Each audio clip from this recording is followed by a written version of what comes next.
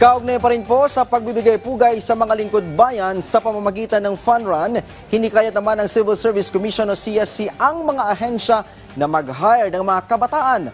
Ang detalye sa ulat ni Isaiah Mirafuentes. Ngayong unang araw ng Bare Months, hinikayat ng Civil Service Commission ang mga ahensya ng gobyerno na puna na ang mga job vacancies. At isa sa kanilang mga prioridad, ang pag-hire ng mga kabataan.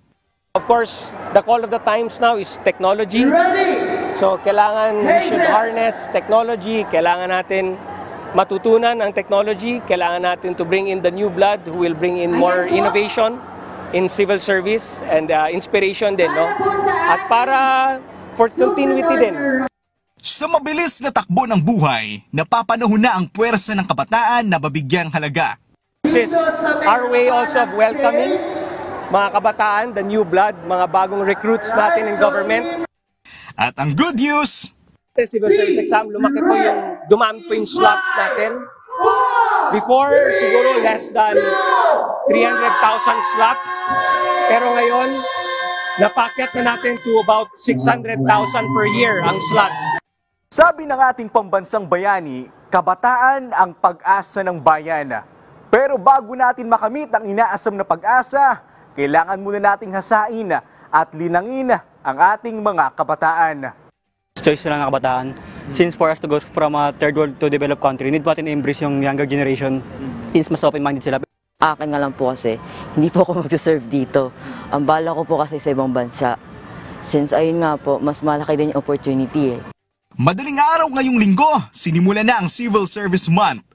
Paunang aktibidad nila ay ang nationwide fun run sa Quirino Grandstand sa Luneta. Umabot sa mahigit 20,000 empleyado ng gobyerno ang lumahok dito. Kagaya ng isang pulis na si Sir Nomer.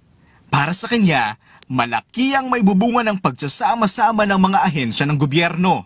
Ito po ay isang way din para po mas may strengthen pa at mas mapalakas pa ng bawat manggagawang Pilipino yung pagmamahal natin sa ating serbisyo. First time ko kasi sumama sa ganitong event.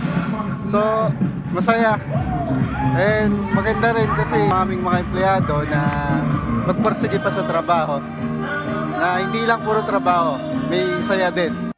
May habang 5 kilometro ang tinahak ng mga kalahok mula sa Quirino Grandstand patungong President Quirino Avenue.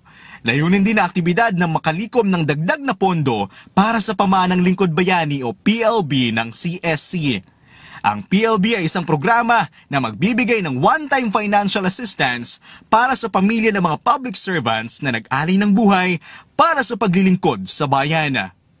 At meron ding scholarship para sa mga mag-aaral nilang kapamilya.